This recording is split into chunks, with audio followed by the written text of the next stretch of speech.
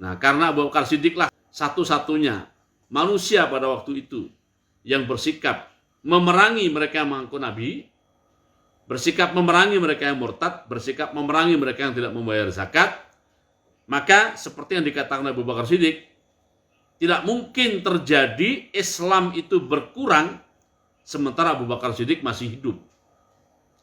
Nah, itulah yang menyelamatkan eksistensi Islam dengan keutuhan ajarannya pasca wafatnya Rasulullah SAW adalah Abu Bakar Siddiq pada awalnya. Baru kemudian sahabat-sahabat Nabi yang lain termasuk Umar bin Khattab mendukung sikap Abu Bakar Siddiq. Dan peristiwa ini juga menegaskan tentang bahwa beliau itu adalah Saniya Isnaini. Seakan-akan beliau adalah orang kedua dari dua orang. Dan seakan-akan di umat ini hanya ada dua orang. Satu Nabi Muhammad, satu lagi Abu Bakar Siddiq. Dan seakan-akan sahabat Nabi cuma satu orang, yaitu Abu Bakar Siddiq radhiyallahu anhu. Kalimatnya seakan-akan lagi-lagi, karena memang faktanya ya bukan hanya dua orang umat Islam. Dan faktanya sahabat Nabi juga bukan hanya Abu Bakar As-Siddiq radhiyallahu anhu.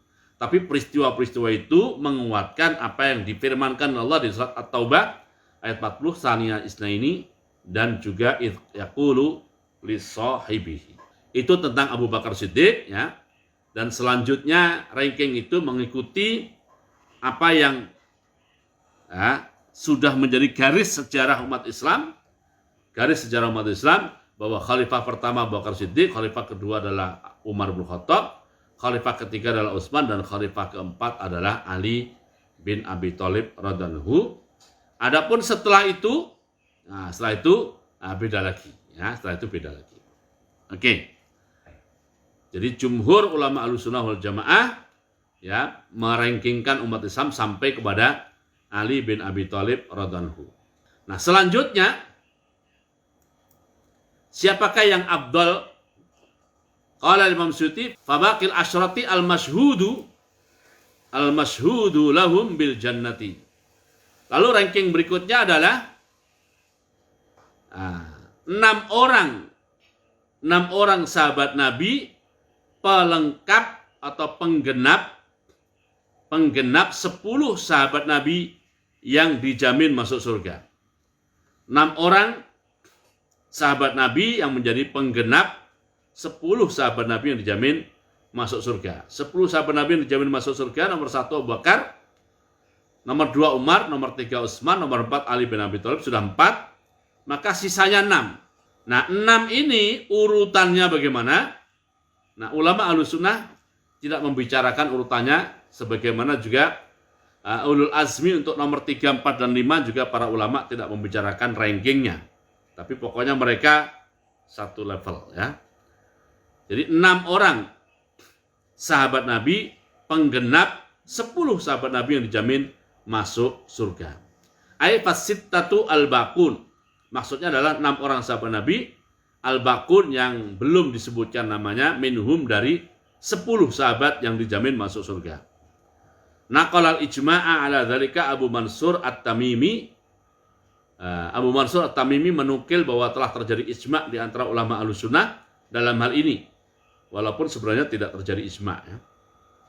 Tapi mendekati ijma'. 6 orang itu siapa? 6 orang itu adalah Thalhah ibnu Ubaidillah,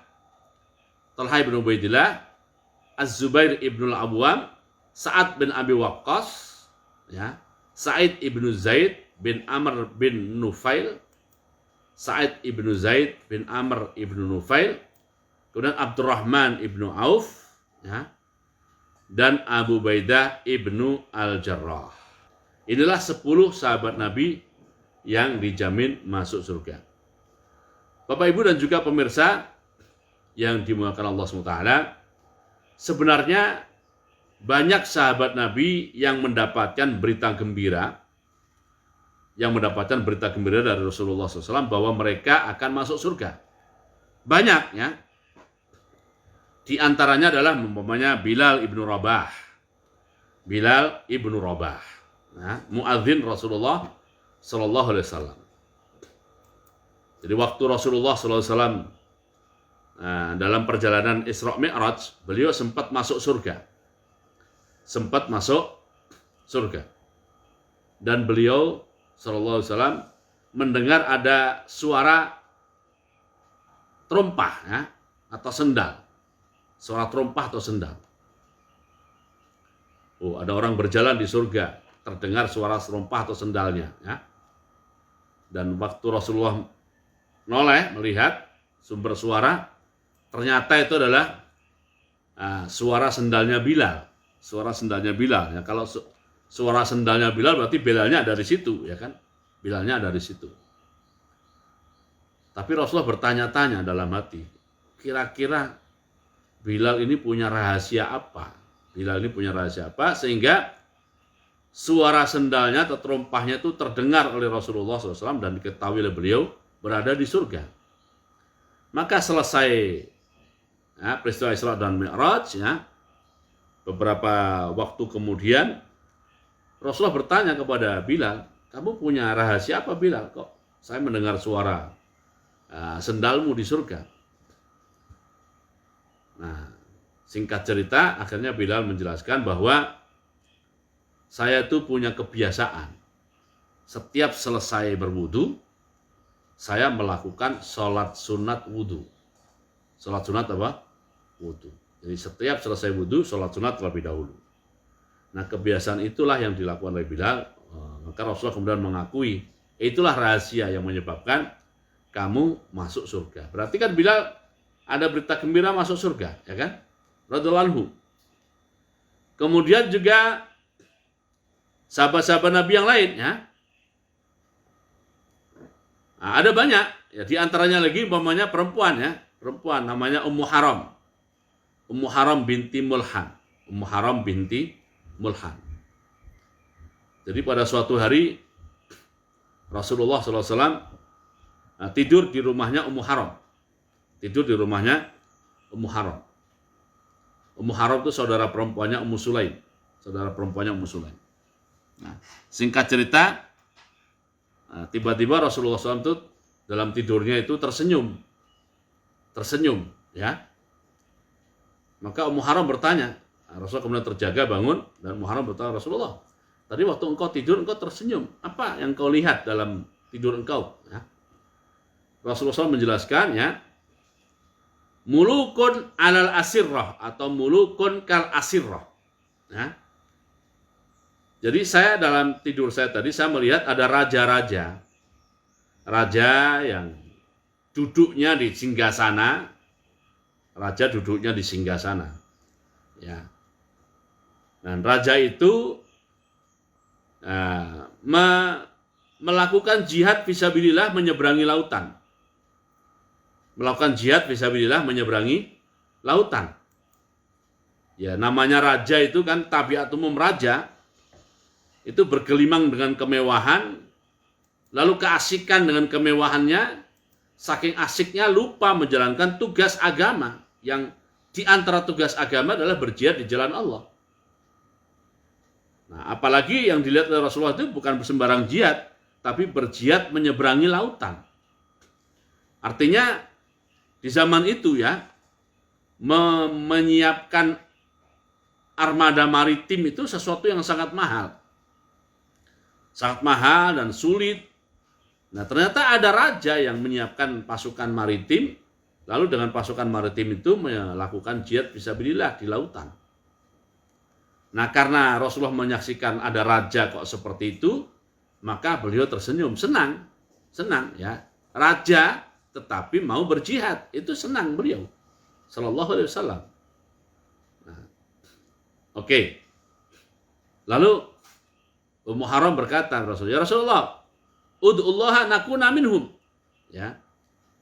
Doakan saya Rasulullah, semoga agar aku termasuk bagian dari pasukan itu yang berjihad di situ. Termasuk pasukan yang berjihad di situ.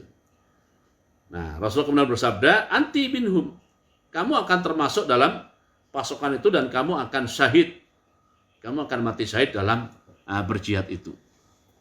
Nah, ternyata terbukti di kemudian hari itu terjadi pasukan maritim itu dibentuk pertama kali pada zaman Khalifah Utsman ibn Affan yang mengusulkan pembentukannya sekaligus yang mengeksekusi pembentukannya adalah Gubernur Syam Muawiyah bin Abi Sufyan.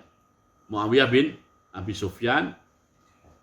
Lalu pada zaman Muawiyah bin Abi Sufyan, dia menjadi raja, walaupun tetap bergelar khalifah, tapi beliau raja, ya, memimpin jihad di lautan. Waktu itu berjihad menuju ke pulau namanya Pulau Siprus, ya. Dan dalam jihad itu Ummu Haram ikut. Nah, waktu pasukan mendarat di pulau, Ummu Haram naik kendaraan, ya, tunggangan binatang, dan terjatuh dari tunggangannya, lalu wafat beliau wafat di situ, ya. Nah, maka beliau termasuk yang syahid di dalam jihad tersebut. Dan Muawiyah bukan hanya menyiapkan pasukan maritim ke Siprus, tapi termasuk di zamannya beliau dengan pasukan maritimnya pernah mengepung Konstantinopel selama 2 tahun. Kota itu dikepung dari lautan selama 2 tahun, tetapi karena kota itu sudah berkali-kali dikepung oleh musuh, mereka telah memiliki cara untuk bertahan dari kepungan. Dan pengepungan itu kemudian diakhiri karena Muawiyah bin Abi Sufyan wafat. Ya kan? Nah, ini jadi ada berita gembira di situ terkait dengan Ummu Haram radhiyallahu anha. Ummu Haram radhiyallahu anha bahwa dia min ahli jannah.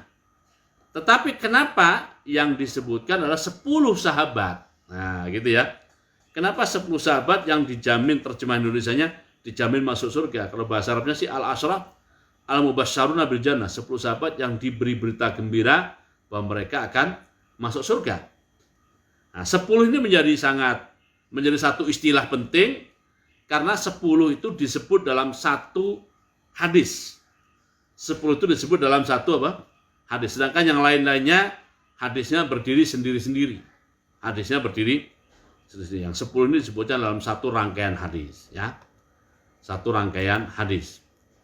Nah, kita sebutkan nanti insyaallah. Rawa ashabus sunan, qala Imam Suyuti, rawa ashabus sunan, para ulama pemilik kitab sunan, yaitu Sunan At-Tirmidzi, Sunan Abu Dawud, Sunan At-Tirmidzi, Sunan An-Nasa'i, dan Sunan Ibnu Majah. Wa sahhahu Tirmidzi, dan Imam At-Tirmidzi menilainya sebagai hadis sahih. An Sa'idin, dari Sa'id bin Zaid, dari sahabat Nabi namanya Sa'id bin Zaid, adalah Rasulullah sallallahu alaihi wasallam, bahwasanya Rasulullah sallallahu alaihi wasallam qala, bersabda, asratun fil jannah. Nah, inilah ada kosakata asratun dan nama-nama sahabatnya disebut dalam satu rangkaian. Asratun fil jannah. Ada 10 orang, mereka fil jannah, mereka ada dalam surga Allah SWT. Satu adalah Abu Bakar fil jannah, wa Umar fil jannah, wa Utsman fil jannah, wa Ali fil jannah, wa Zubair fil jannah, wa Talhah fil jannah, wa Abdurrahman ya, wa Abu Ubaidah, wa Sa'd bin Abi Waqqas, wa Sa'id ibnu Zaid, ya. Inilah, ya, yang menjadi dasar para ulama sehingga muncul istilah al-asyrah al-mubasysyaruna bil jannah. Al-asyrah al-mubasysyaruna bil jannah, yang terjemah Indonesianya 10 sahabat Nabi yang dijamin masuk surga. Nah, ranking berikutnya setelah al-asyrah al-mubasysyarun adalah fa'ahlul badri. Berikutnya adalah sahabat Nabi yang ikut dalam perang Badar. Sahabat Nabi yang ikut dalam perang Badar. Fa'ahlul badri. Afdalul ummati. Mereka adalah kelompok yang afdal di antara umat Islam. Wa iddatuhum, jumlah mereka adalah salasumi'atin wa bid'ata asyarata. Jumlah mereka adalah 300 lebih belasan orang. 300 lebih belasan orang. Ya, jumlah mereka menurut satu riwayat sama dengan jumlah para rasul. Sama dengan jumlah para rasul.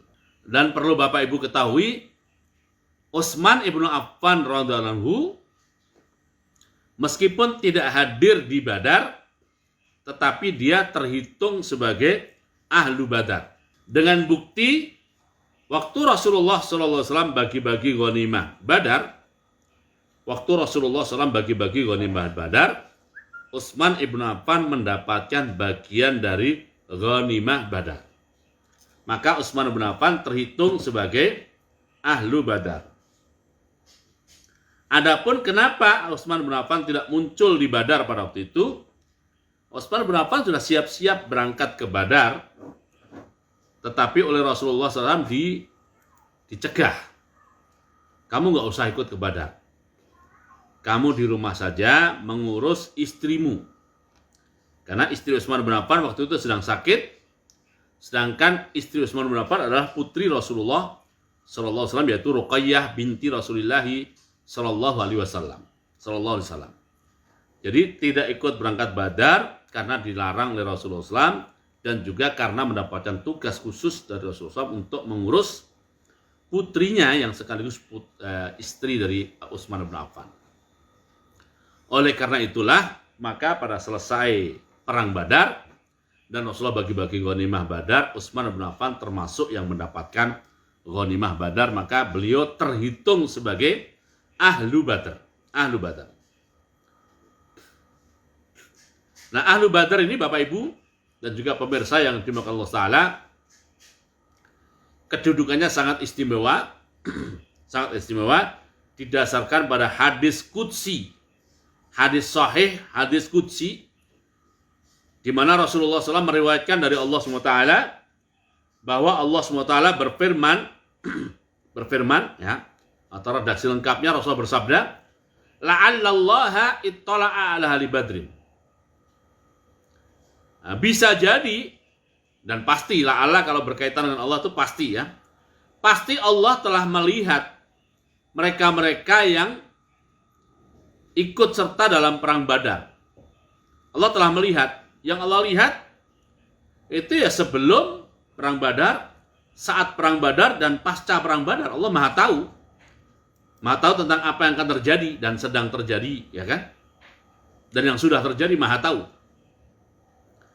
Nah, setelah Allah SWT ittala ala badrin, kemudian Allah berfirman, faqala, lalu Allah berfirman. Jadi yang la'allallah ittala ala badrin itu sabda Nabi. Yang faqala itu Rasulullah meriwayatkan dari Allah SWT. Faqala, lalu Allah berfirman, i'malu ma syi'tum faqad ghafartu lakum. Wahai ahlu Badar, silahkan kalian melakukan perbuatan apa saja. Silahkan kalian melakukan perbuatan apa saja yang kalian suka, karena sesungguhnya aku telah memberikan pengampunan kepada kalian. Aku telah memberikan pengampunan kepada kalian. Jadi, kira-kira terjemah bebasnya itu begini Bapak Ibu, ya. Hadis qudsi ini, jadi silakan kalian melakukan dosa apa saja gitu, ya. Silakan kalian melakukan apa? Dosa apa saja.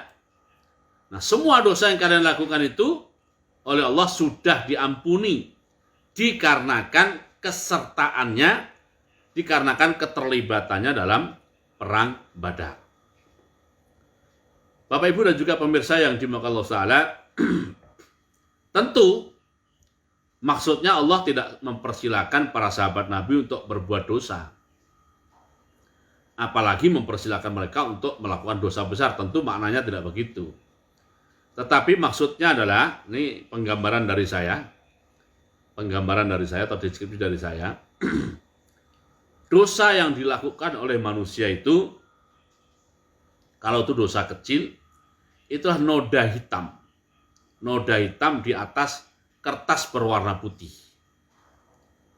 Kertas berwarna putih itu kalau dosa kecil. Nah, kalau dosa itu dosa besar ya. Nah, dosa yang paling besar itu apa? Ya, kita bayangkan aja dosa yang paling besar itu apa, ya. Nah, kita asumsikan dosa yang paling besar itu adalah satu dream, ya. Satu drum atau satu tangki dari kotoran yang paling kotor. Ya kita bayangkan sendiri aja, kira-kira kotoran yang paling kotor itu apa? Yang dari sisi warnanya terlalu hitam, dari sisi baunya terlalu menyengat, ya, bentuk rupanya itu pun terlalu menjijikkan. Dan itu anggap saja kita asumsikan banyaknya satu tangki gitu ya, satu tangki. Ikut serta dalam perang Badar itu ibaratnya adalah mengkoleksi kebaikan. Mengkoleksi apa? Kebaikan atau mengkoleksi hasanat. Yang kebaikannya itu ibaratnya seperti lautan, bahkan mungkin samudra. Karena kebaikan ikut serta dalam perang Badar itu seperti lautan atau seperti samudra, dan dosa yang paling buruk itu kita asumsikan satu tangki kotoran yang paling pekat hitamnya, paling bau, dan paling buruk rupanya. Seandainya ya keburukan satu tangki itu dibandingkan dengan samudra, ya anggap saja satu tangki tadi kemudian dituangkan ke lautan. Padahal laut itu terus bergerak, bergelombang, menimbulkan ombak ya. Memang waktu dituangkan pertama kali, wah, baunya luar biasa. Tetapi karena laut itu bergerak, lama-lama kotoran yang satu tangki tadi hilang. Hilang rupanya, hilang baunya, dan juga hilang rupanya. Itu kalau lautan, apalagi kalau itu samudra, lebih hilang lagi. Nah, kira-kira perumpamaan antara dosa, ya, dosa yang terburuk dengan kebaikan ikut serta dalam perang Badar itu kira-kira seperti itu. Maka sahabat-sahabat Nabi yang ikut serta dalam perang Badar itu, mereka mendapatkan keistimewaan seperti itu. Memiliki kebaikan yang seperti lautan atau seperti samudra, yang akan menelan kotoran apa saja dari dosa-dosa yang mereka lakukan berikutnya. Dan hadis ini, hadis qudsi ini Bapak Ibu dan juga pemirsa yang dimuliakan Allah SWT, sababul wurudnya, jadi latar belakang sabda ini muncul adalah pada saat ada seorang sahabat Nabi namanya Hatib ibni Abi Balta'ah radhiyallahu anhu. Hatib ibnu Abi Balta'ah radhiyallahu anhu menulis surat tentang isinya, tentang rencana serangan Rasulullah SAW dan kaum muslimin ke Mekah. Hatib ini menulis surat lalu dikasihkan kepada seorang perempuan untuk dikirim ke Mekah, memberitahu kepada saudaranya tentang rencana serangan itu agar saudaranya mengantisipasi dengan cara minggir dan sebagainya. Nah, oleh Umar bin Khattab dan juga sahabat-sahabat Nabi yang lain, perbuatan Hatib ibnu Abi Balta'ah itu masuk kategori pengkhianatan. Pengkhianatan besar sekali ya kepada Rasulullah SAW dan kaum muslimin. Ini pengkhianatan besar.